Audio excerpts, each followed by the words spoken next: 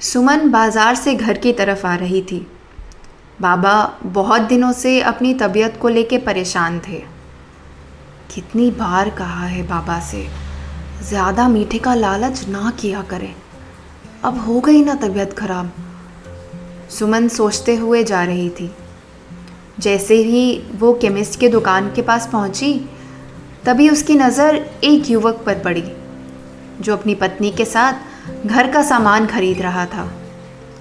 सुमन ने उसे गौर से देखा।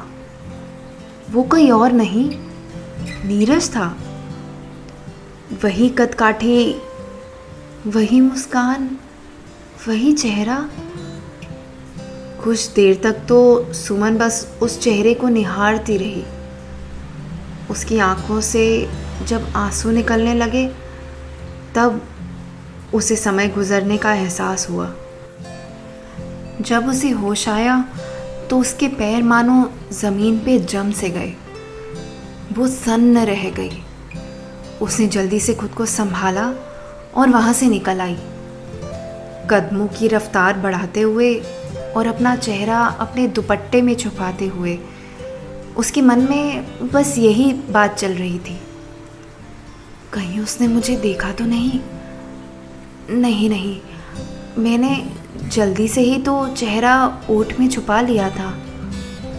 खुद से यही बहस करते हुए सुमन घर पहुंची। वो अभी तक हाँफ रही थी। माँ ने पूछा, अरे आ गई तू? ला दवाई दे दे, बाबा को दे दूँ।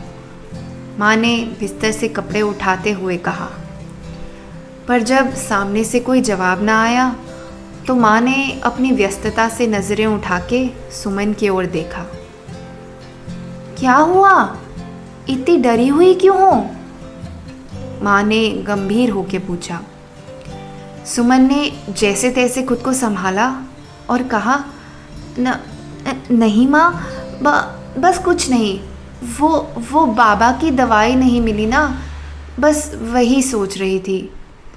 केमिस्ट ने कहा है कि कल तक आ जाएगी।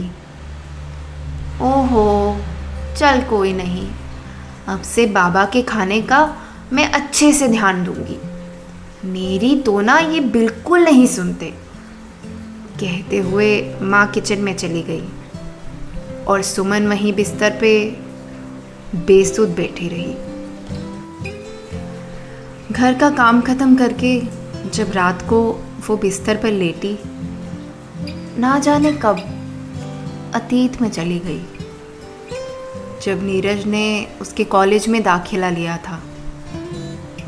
नीरज को पहली नज़र में देखते ही सुमन को उससे प्यार हो गया। वो था ही इतना सुंदर, बड़ी बड़ी आँखें, साफ रंग, घुंघराले बाल, लंबा कद। वो क्या, कॉलेज की हर लड़की मुड़ मुड़ के उसे देखा करती थी। पढ़ाई में होशियार तो वो था ही, और साथ ही उसके कानों में शहद घोलने वाली बातें किसी को भी मोहित कर लेती थी। उसे जीवन साथी के रूप में देखकर सुमन का मन गदगद होने लग जाता था। वो दिन रात बस नीरज के साथ जिंदगी बिताने के ख्वाब देखने लगी थी। नीरज को कहीं से पता चल गया था कि सुमन उसके प्रति आकर्षित है। इस जानकारी से नीरज का सुमन की तरफ झुकाव बढ़ने लगा। धीरे धीरे अब तो नीरज भी उससे बातें करने लगा था। वो दोनों एक दूसरे के प्यार में खोने लगे थे, लेकिन वक्त को कुछ और ही मंजूर था।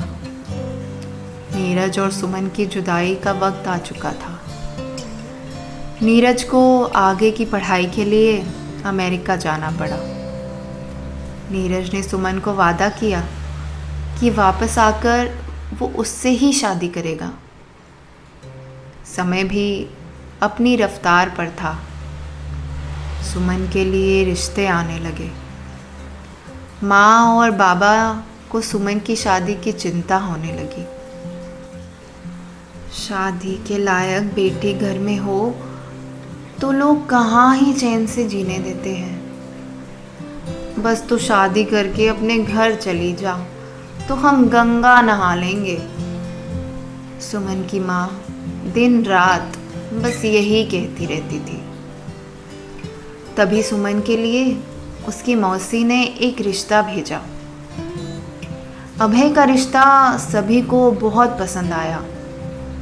अपना खुद का कारोबार, भरा पूरा घर, सभी ने सहमति जताई कि अभय सुमन के लिए एकदम ठीक लड़का है।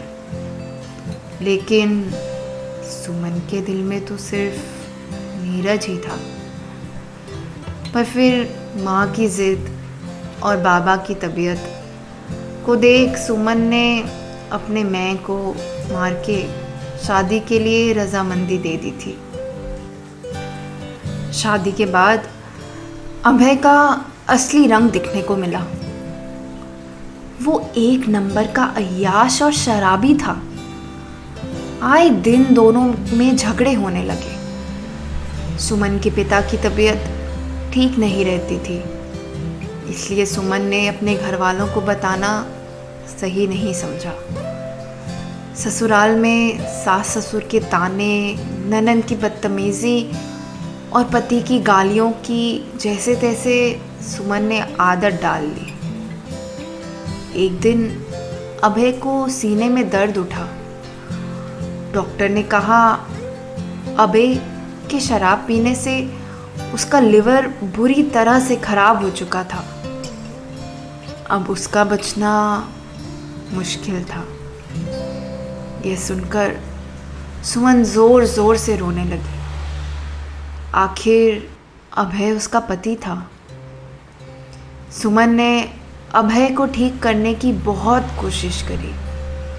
वो दिन रात घर के कामों के साथ अभय की सेवा करती, पर अभय नहीं बचा। पति के चले जाने के बाद सास और ननद के अत्याचार और बढ़ गए। वो तो जैसे सुमन को ही अभय के जाने का जिम्मेदार मानने लगे थे।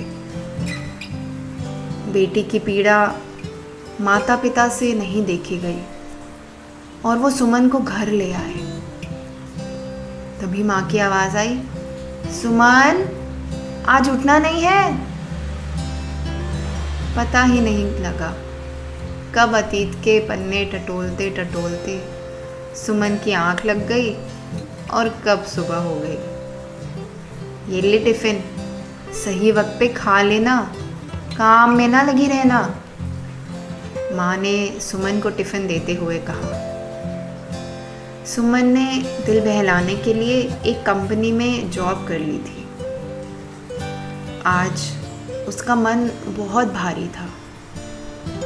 नीरज का ऐसे एकदम से उसके सामने आ जाना मानो पुरानी सभी अच्छी बुरी यादों का सैलाब ले आया था।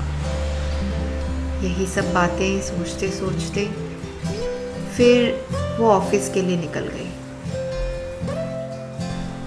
रास्ते में वो रोड क्रॉस कर रही थी, तभी उसने बस स्टॉप पे नीरज को खड़े पाया। इससे पहले सुमन कुछ सोच पाती या अपना रास्ता बदल पाती, नीरज की नज़र उस पे पड़ गई। उसने जैसे ही सुमन को देखा, देखता ही रह गया। उसे यकीन नहीं आया कि वो सुमन ही थी। सुमन उल्टे पांव पलट गई।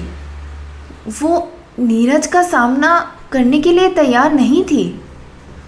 उसने जैसे ही अपना रास्ता बदलना चाहा, नीरज उसके सामने आके खड़ा हो गया। नीरज ने अपने दोनों हाथों से सुमन के कंधे पकड़कर झिंझोड़े। सुमन, तुम कहाँ चली गई थी? मैंने तुम्हें कितने फ़ोन करे, कितने मैसेज किए, तुम्हारे घर का पता भी नहीं था मेरे पास। नीरज यह एक ही सांस में ऐसे बोला जैसे मानो कितने सालों से उसने ये सब बातें अपने अंदर समा रखी थी। मैंने तुम्हारा कितना इंतज़ार किया सुमन। नीरज की आंखों में आंसू चमकने लगे। फिर मेरे सुनने में आया तुमने शादी भी कर ली। नीरज की आवाज़ में निराशा झनकने लगी। तब सुमन ने नीरज से कहा, शादी तो तुमने भी कर ली। मैंने तुम्हें कल एक औरत के साथ बाजार में देखा था। सुमन ने जवाब दिया। शादी? मैंने?